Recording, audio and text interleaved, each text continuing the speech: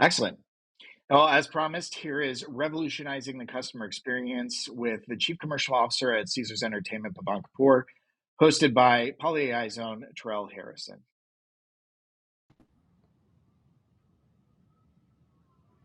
Hi to all the polymers out there, both from a customer and employee perspective, and greetings to anyone who is curious if PolyAI is the right solution team for you. I hope you're enjoying the show so far.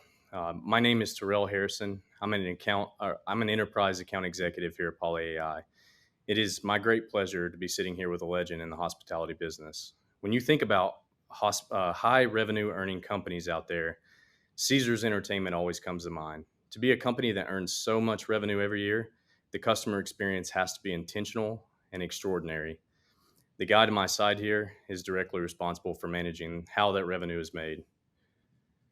6 months ago, I had the pleasure to meet Pavan and share ideas with him about the customer experience. Luckily, we agreed that the customer experience is directly tied to the revenue a company brings in. We also agreed that it is very important for there to be options for customers to be able to get the resolution as quickly as possible. And then we ultimately came to the conclusion that taking care of people was just the right thing to do. With that said, I will kick this over to Pavan. I have a few questions for you if you don't mind. I guess to open us up here, Pavan, I'll start out with you. Would you like to tell everyone attending Vox today who you are and your role there at Caesars? Sure. Greetings from Las Vegas. I'm not sure if you can see my background there, but that's the pool at Caesars Palace. I'm Pavan Kapur, Chief Commercial Officer at Caesars Entertainment, where we have over 50 properties across the country. Part of my responsibilities include revenue management and distribution, our e-commerce products, our customer-facing website, mobile app, our AI chatbot. I oversee all our contact centers and our charter plane program, which we fly some of our most valuable customers to locations where we have properties where commercial air is not as prevalent as other markets like Las Vegas. So, for example, Laughlin, Nevada, Biloxi, Atlantic City, Reno. So, we're excited to be here today. Thanks for having me. Absolutely. So, just to jump right into the questions. In my monologue, I talked about revenue being directly tied to the guest experience, Pavan. Curious if you have any thoughts around that and really what Caesars is thinking about when they're thinking about the guest experience being directly tied to revenue. Sure. So as you can see from the pool behind me, we spend a lot of money on these really ornate buildings. We spend a lot of money on marketing to make sure that we can attract customers to our property. All of that spend would be wasted if we didn't have a great customer experience. As I think about walking around the property and looking at why people come to our locations and why they vacation, many of them save up all year in order to have a great vacation. This could be their one vacation of the year, and it's our responsibility to make sure that they have a great experience. And that comes from all the way from when they search for a reservation all the way until when they leave. It's very, very expensive to try and acquire a new customer. So once you have that customer, creating a great experience will provide for a growing of your database, of which Caesars Entertainment has the largest loyalty database of anyone in the industry. Absolutely. So if you want anything to tell the audience about what Caesars is up to today and anything you guys are up to improve the customer experience, I think everyone would love to know. Yeah, we're embarking on improving the customer experience from the entire life cycle. So like I mentioned, from when you search from a hotel to the booking process, to your pre-arrival communication, to how you check in, and then how you check out, and then how do we get you guys to bounce back. We're making massive investments in all these areas, from our website to our app, mobile app, to our contact centers. And we want to be able to do that in a way where the guest has to communicate with the guest through the channel that they want, whether that's voice or text or in-app. And a lot of these initiatives are focused around personalization as well. So, what's the right product or set of products for certain customers? I'll give you a specific example around, the check-in process. So if you've been to Las Vegas recently, you know that these buildings are very, very large. They can sometimes have 3 to 4 thousand rooms. So if you show up at 5 o'clock on a Friday, there could be potential for 30 minutes to an hour wait to check in. So one of the things we're trying to improve is how do we get someone who has traveled all day and now arrive to the property seamlessly up to their room and start enjoying their vacation. So as there's technological advancements as far as mobile keys or kiosk check-in. We want to make sure that we're leveraging all those to the way that the customer wants to be treated. Now, some customers still want personal interaction, and we want to make sure that we provide the best service there. But leveraging technology for those who, especially as the demographic gets younger and more adept with technology, sometimes they don't want to speak to people, right? They want to do everything digitally. So we want to be able to have all options for all of our customers. No, and that's been one of the most impressive parts of working with Caesars over the last 6 months. Just hearing about all your plans in terms of all your properties. I think a couple of weeks ago, hearing you talk about the kiosks, and then thinking about all the way around the property, and then all the way to our solution being deployed as well. A lot of great opportunities there for Caesars, and it's great to see such a amazing brand kind of make those strides forward. Speaking of improving the experience, can you let the audience know, why PolyAI was top of mind for you when you were thinking about improving the experience for your guests? Yeah, so our journey with PolyAI started with an RFP for SMS and chat capabilities. But then when you guys played the demos of customers that are already using your product, I was blown away. I mean, between the voices, the dialects, how real they sounded, it was amazing. But most importantly, how the tool was able to resolve most calls without human intervention. It's not a great customer experience, when you're on the phone and you're going through prompts and you're pressing 0, and a representative, and then you go through all that, and 5 minutes later you still have to get transferred to an agent. So that's not a great customer experience. And I think the way you guys presented demos, I'm not sure if you showed any today or played any today, but for anyone who has not heard some of these sample calls of places that they've been implemented, it's really fascinating. And I think you guys are doing tremendous things with technology. And like I said, we were really blown away, and we're excited to embark on this journey with you guys. We're excited about it as well. Obviously, there's great opportunity there. And I think, this talk and everything that we've talked about over the last 6 months is making that experience better for your guests. Ultimately, we know ultimately doing the right thing for the customers is the best thing to do, not only from a revenue perspective, but ultimately just being the right thing to do. Finally, speaking of 2024, 2025, a lot going on. You guys had the race down there this past weekend. Super Bowl coming up in January. Just all the really exciting things that's happening in Vegas with the expansion of casinos and sports teams, and just overall in general, it's a really exciting time to be in Vegas. What's the future for Caesars?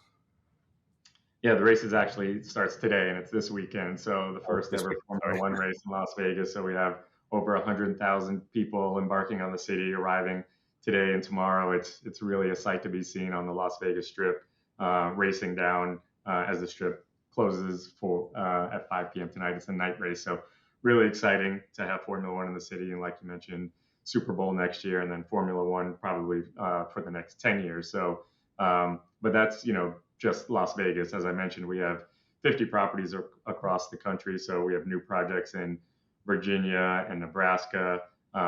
We have an exciting new refresh in New Orleans, where we're converting our New Orleans property to a Caesars. And we just completed our Atlantic City refresh, where we put in hundreds of millions of dollars to revamp all of our properties there.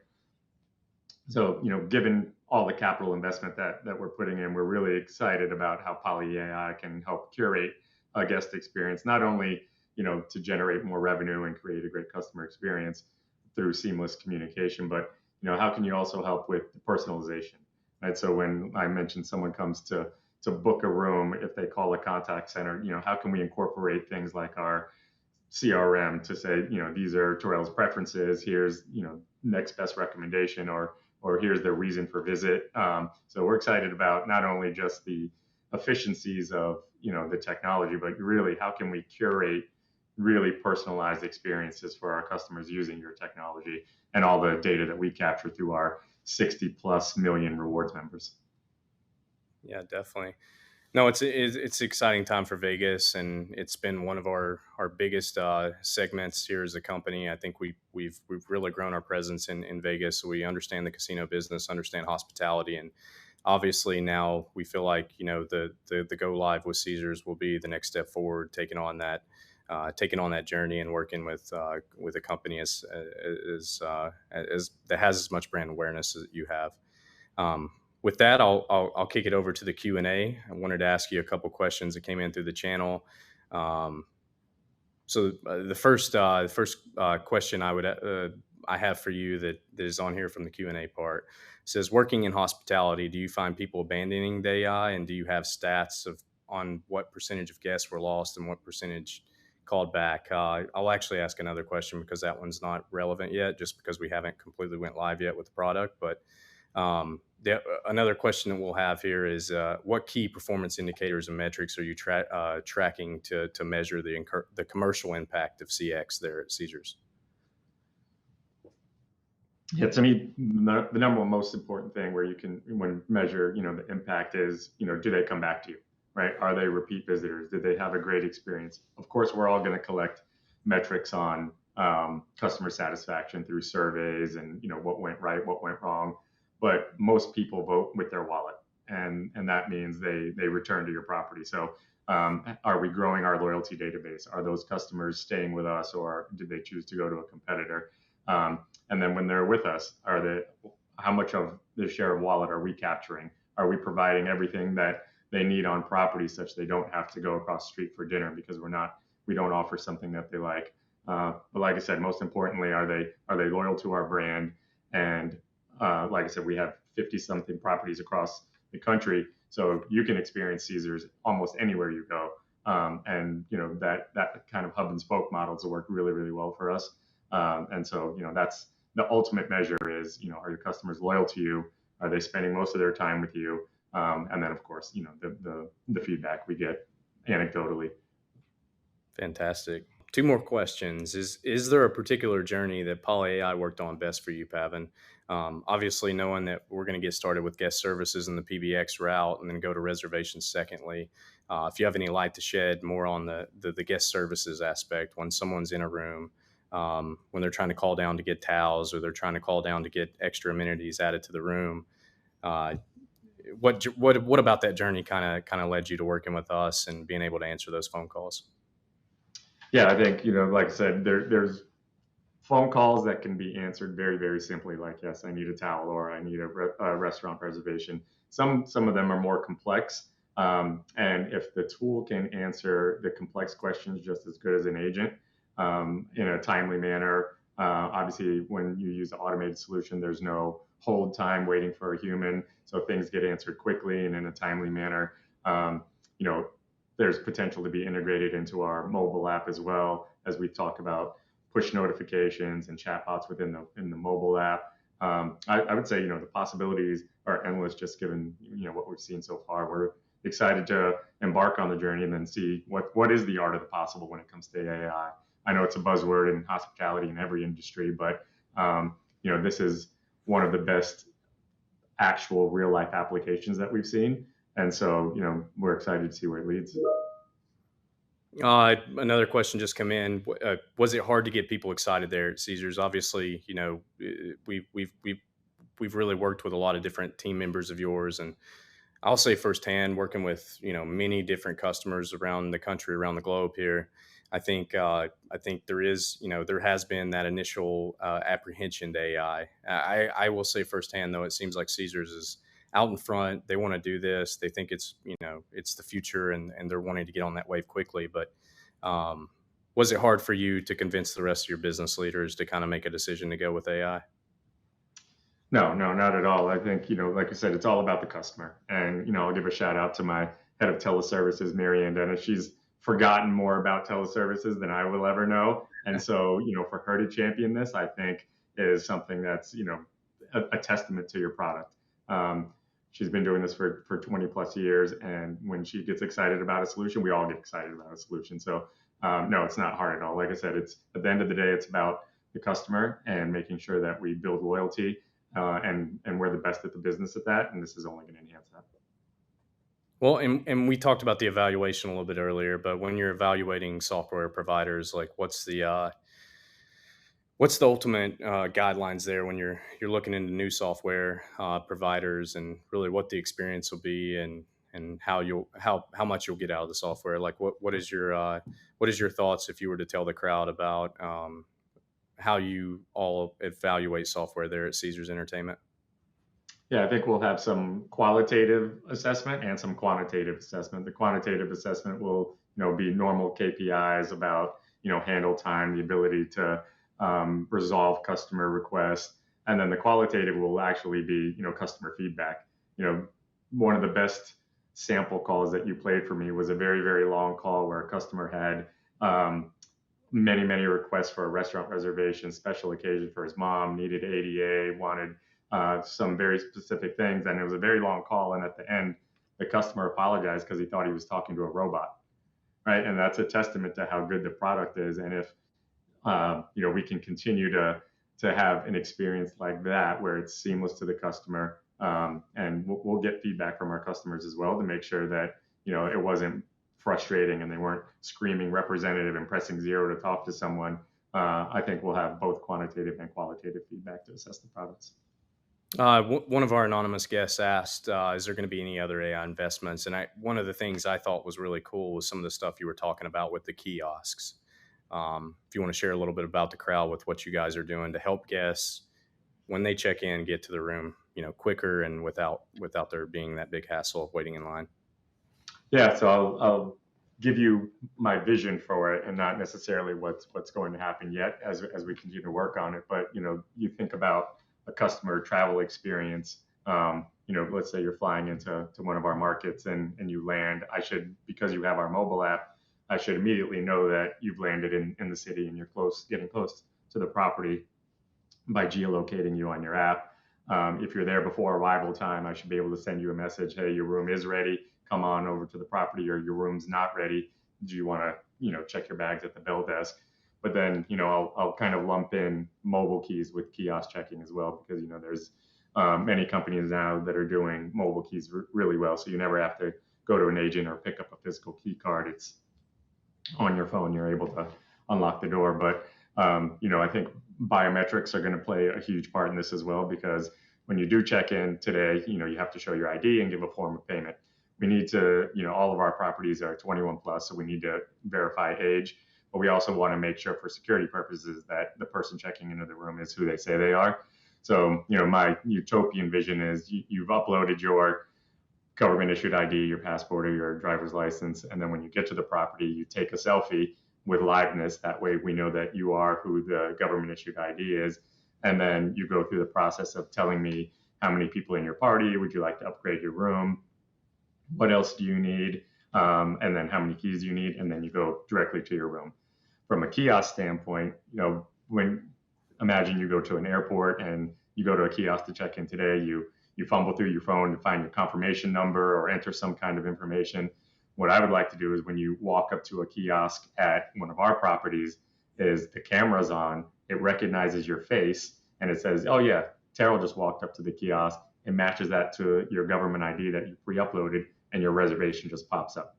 And then you can begin the check-in process and then get your keys. So all of that is AI in the background, right? It's really exciting for us to be able to offer these to our customers in the very, very near future. But I think, like I said, it's not a great experience to start your vacation off waiting in line 30, 45 minutes to check into a hotel. And that's one of the big things that we're going to solve. But, being able to communicate all these steps and what's available to these guests is going to be something that you guys are a huge part of as well. Absolutely. Now, Marianne and John and her team, they did a really good job of getting you to have the executive buy-in from the C-suite level there at Caesars Palace or at Caesars Entertainment. What would you, if you had any suggestions? One of the questions that came in was, if you have any suggestions for, say, you're in the senior management level, you're at a director level, even at an SVP level, how do you get C-suite involved, and what kind of brought us to your attention to help us, get this going a little bit quicker than some of the other cases if C-suite's not involved? Yeah, to me, the proof was in the pudding, like listening to the sample calls of places you already were in place. Identifying, obviously, with any technology partner, it's going to be about the ROI. So what does the R and ROI mean for specific companies? It's top line revenue. For us, it's always profit and EBITDA. So what does the return mean? And then there's the return can be measured through customer satisfaction as well. So not directly tied to revenue or profit, but are your customers waiting on hold less? Are they getting their answers resolved quickly? All of those things will lead to customer loyalty, which is not directly tied to revenue, at least on a P&L. But having customers visit you and stay loyal to you, that's how you measure return. So really, I would say the proof is in the pudding. Show some samples of calls, get some historical ROI of places that you've been in, and then pilot it. Right? We're in the business. We're very, very high transactional business, and so we can test and learn very, very quickly, just given the amount of transactions that we have. And so really A/B test everything and continue to find a new challenger for every champion, which will eventually become the champion. And to us, that's a great way to get buy-in. Fantastic. Well, Pavan, it's been an absolute pleasure. The last 6 months have been an absolute pleasure working with the team at Caesars Entertainment. My team's very excited for this go live we got coming up in December. All of our teams, really excited about being on the Strip and taking those calls for your customers. Anything else you want to share about PolyAI or anything else in general you'd like to tell our crowd before we end this talk? No, I think it's great. We're just scratching the surface. We're excited to get launched. We have, hundreds and hundreds of call center agents or contact center agents that are excited about the project as well. So yeah, we're looking forward to the future and excited for the race here this weekend in Las Vegas and the Super Bowl coming up. So if anyone on the call is coming to Vegas, let me know. We'll be sure to take care of you. And yeah, thanks, Terrell. Appreciate it. Absolutely. Well, really appreciate the time, Pavan. It's been a pleasure. It's been a pleasure getting to know you over the last 6 months, and I'm looking forward to doing extraordinary things with you and your customers. So thanks to everyone who attended the speech, and I look forward to hearing from everyone after the show's over. Thanks. Thanks, Terrell. Thanks, Pavan. Oh, by the way, Pavan and Terrell, go Gators. Go Gators. Yeah, go Gators. Oh, we got him to say it. You heard it, Pavan. He said it live, and this is recorded, so this will be distributed to everybody. No, really appreciate both of your time. Is there anything else that you'd want to share, just as final departing thoughts, be in this last minute or so before we move on to the next session, Pavan? Just anything for folks who are maybe on the edge about entertaining this. I know you've given a lot of good advice with regards to taking that automation journey. Like you said, the proof is in the pudding. Sometimes it's just about experiencing the product firsthand. It's so essential. But then also it seems to have stoked the fires, if not started the blaze, with regards to what's in the future for AI-based automation and in facial recognition for reservation, assembly, and management. Like, what are some other parting thoughts that you might just add before we move on to the next session? Yeah, I mean, AI is scary, right? It's unknown, and we're all a little bit afraid of the unknown. So it's we're going to have to take a leap of faith at some point. So I think that's the phase that we were at, but it's going to take, we don't know what we don't know. So we're going to rely on experts like you guys at PolyAI to tell us what we don't know. And I think, the less black box that you guys can make it, the easier it is for us to sell. Like I said, AI is widely unknown. We don't know how it works on the back end, but I think, in order for us to, going back to selling it to senior management, getting partner buy-in, and frankly, getting customer buy-in as well. Make it such that it's not such a mystery and that there's not, the fear. I think that would be really beneficial to not only adoption from a customer standpoint, but from executive buy-in as well.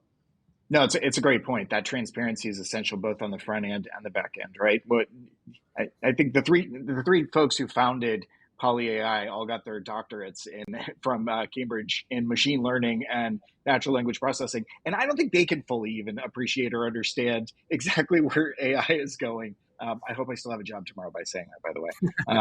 But so that transparency and bringing it to the lay folk and bringing it to business minds who understand that there are typically folks who have a good sense of technical infrastructure and systems, that this is just so vast and so complex that truly like understanding it is a very, very difficult concept. So you go beyond the concept into, okay, what can we explain? What can we share? What can we publicly display?